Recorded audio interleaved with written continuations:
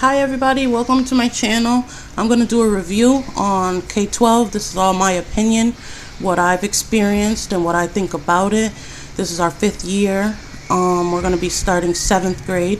So let's just get into it. Okay, I have kind of mixed messages. I like it sometimes and then I don't like it at sometimes. And the things that I do like about it is that it's flexible. You know, you can speak with your teacher, you can use the hours you want. You can do private or public school. We're in the public school and it's kind of changed a bit. When we first started, it was pick your own hours, just like it's advertised on the commercials and online. But our state changed it up a bit because they have to go by the guidelines of the state or whatever. So now there's more rules and it's less flexibility, and so you should definitely check with your state before you go thinking you can just automatically jump into the way K12 advertises it, because it does change from state to state. There are different rules, hours you have to log in, days you have to attend, and all of that stuff.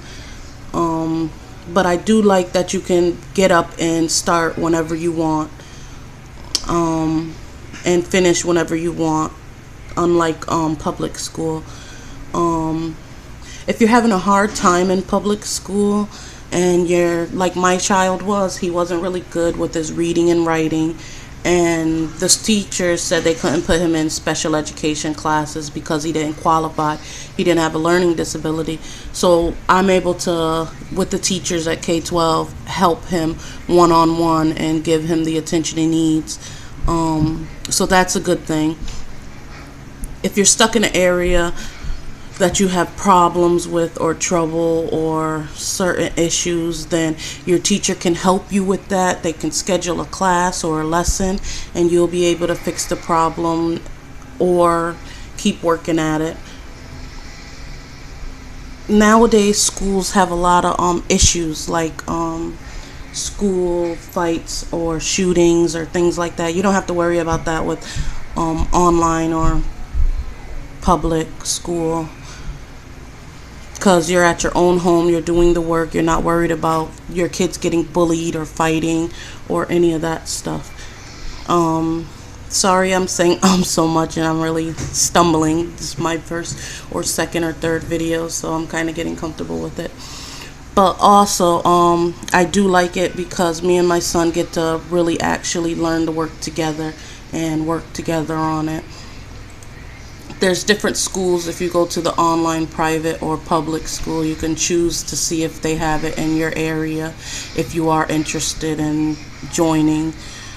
Again, like I said, check your area because there will be other rules that apply other than the K12 website says. Okay, things I don't like about it. It can get overwhelming and you could get frustrated really quick if you do not understand computers or some of the bookwork or things like that. You and your child may also disagree on how or what to do. I've learned that my son does know a lot, so I do need to listen to what he is saying because he does get a lot of it right, and I'm like stumped and he'll definitely know what to do. So you should probably try to do that too and listen to your child and let them actually make the decisions, because he'll probably or she'll probably end up getting it right more than you think. Something else I don't like is this year they're changing it. Most of the lessons and courses and materials are printable, so you won't have a bookwork for it. It gets annoying with the costs if you're on a budget or whatever. But there's ways to get around that, and I'll do a video on that, on how to pull up the lesson and just view it online and actually do the work on paper. But moving on. Also another issue is those error messages. There is a lot of errors because it is computer technology, whatever. The error messages are so annoying. Your child might find some kind of issue and then all of a sudden your screen will crash and he'll have to take his test all over from the beginning. I don't know about 7th grade and up because this is our first year, but last year and the years before that, it was so annoying when the course crashed and he had to take his 30 question test over again. that was very frustrating, and you will have to deal with that quite often, unless it has saved. We didn't last year, but yours might be different. Another thing that isn't really a big issue, but winter. You know how regular public schools kids get winter vacation or days off when the snow breaks. I used to look forward to those days off. So, I mean, if you don't care, then it's really no big issue. But when does your internet ever conk out on you? You know, that's considered a day off, but ours never does, so we don't get those luxury days. And then you might encounter attitude, or it's advertised that the teachers are nice and they are persistent and get back in touch with you and blah blah blah. We had all of our 4 years, we've had great teacher experience. We've got our stuff done. But last year my son did have a teacher that was grumpy. I don't know if it was because he was experiencing technical issues and he just wasn't happy about his situation, but he did give my son attitudes, or tossed my son to the side or whatever, and my son didn't like it. So you can contact the teacher and talk to him about it like we did, and the teacher emailed me back and it was resolved, but it's still not advertised, like it should be. Some of the teachers are grumpy, so prepare yourself for that. Okay. But like I said, the other years we had nice teachers, it was good communication, and whatever issue you have will get resolved. And if you can't resolve it with the teacher, then contact your child's school, the principal, and the principal does get in touch with you, and well, they did with me, and they should solve it, or find some kind of a solution to the problem. Okay, so what I've learned, I really learned to listen to my son. He does knows what he's talking about. When we do those lessons, sometimes I just find myself stumped and I do not know what is going on. And he's like, Mom, I did this before. I know what I'm doing. And he dang sure did know what he was doing. And it was easy for me. And it was easy for him, and I found it hard. So sometimes you might find it best to let your child be in control of that situation and let them do what they're gonna do. I've learned mastery. Oh, you want mastery. You want your son to be brilliant and perfect and get those mastered scores all the time. Don't freak out if your child does not get a mastered. How many things in your life have you perfectly mastered? Allow your child to get a couple of not mastered. It is not going to kill you or his school record. Just lighten up and realize we all cannot master everything. I'm not saying let them get 60s throughout the whole year. That's not going to work. But just make sure you kind of give yourself a break on that. Also,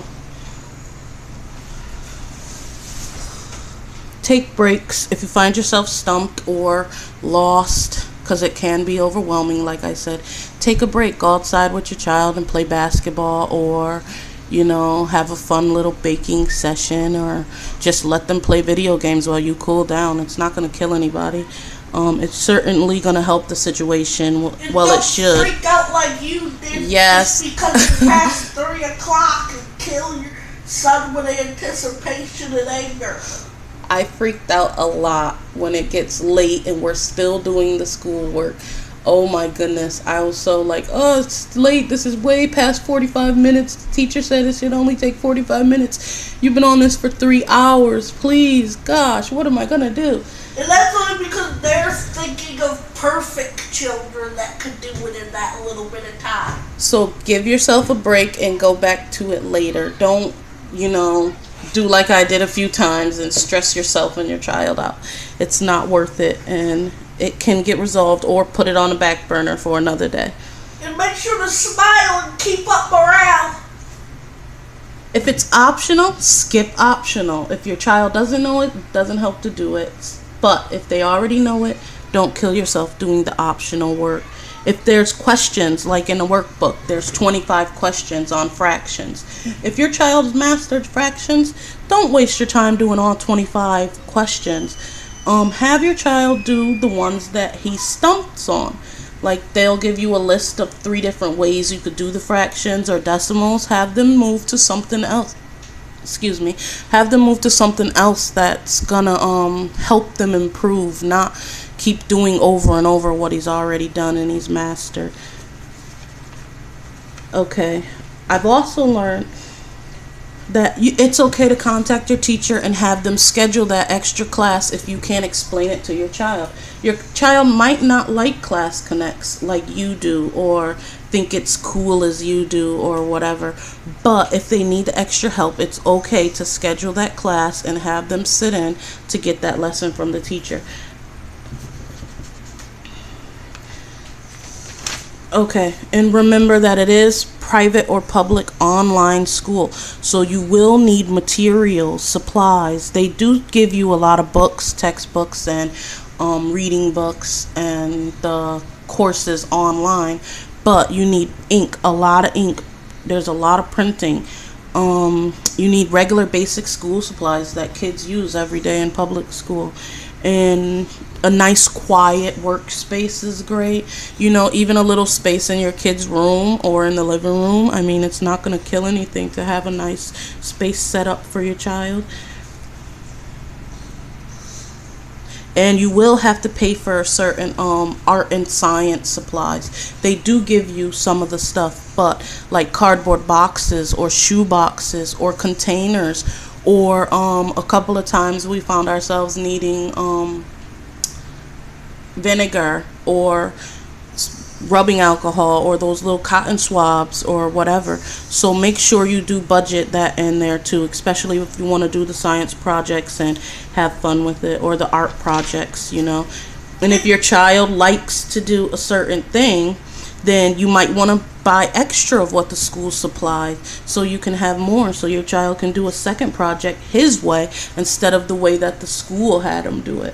So you go, okay, let's follow the school's directions this time, and then with the extra supplies you bought, you have your child do the work their way. Because a lot of times your child gets frustrated because they don't want to do the art project exactly like the school has it set up for them.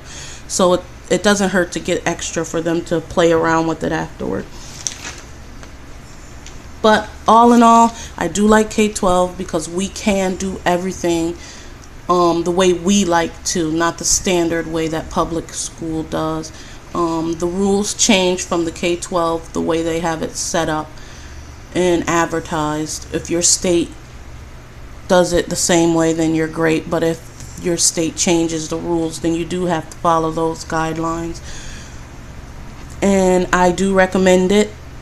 If you follow the rules and the guidelines, it can be a good thing. You don't care about them changing up on you every month because it suits their little needs. Yes, because our state has changed a few rules, and it keeps changing and changing. And your state might do the same, or it might be great and sticks to the K12 advertised way. I just want to show you also a couple of websites that you can go to learn more information about K12. You can go to K12.com. There's this website right here. It gives you a lot of information. It gives you videos. It gives you how to enroll. Tells you the curriculum they use. It even gives you a list of the supplies that's shipped to you, if and for what grade your kid is in. K through 12 courses, let's say K through 8. Sample kits. You can do a sample lesson online. It doesn't hurt checking it out, especially if you think you're going to be interested in this type of a schooling option. Also, there's videos, K12 support.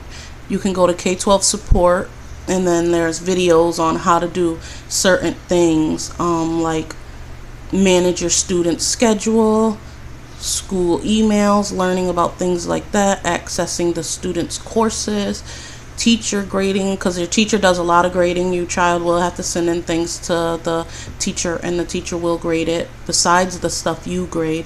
Okay, let's just click one of them just for fun. Managing your student's schedule. That is kind of easy, but sticking to it is the difficult part. So hopefully you're computer loads way faster than mine. But there you will find a lot of videos and stuff like that. If you want more... And don't worry about sticking to your schedule. My mom's just horrible at that. Oh, I am horrible at sticking to the schedule. I change it up a lot. But that's the... Please send ways you can think of to keep yourself on the schedule and not to get yourself worried about if the schedule's perfectly up to date. Also, if you have a certain lifestyle where your schedule does change, then you will change your schedule a lot. But, I lost my thought. Okay, they do send you computer and microphone and headset for when you're on Class Connect. They send you a printer, not the ink and materials. So I'm sorry I'm sorry I lost track of what I was saying, but if you want me to do a video on other things that you will need or any other information, or hear my son's own opinion for his review, then you can check out his channel at Walkagator TV, and he does video gaming, and then he can do his review there and give information about what he feels about it. So thank you for watching the video, and like, comment, subscribe.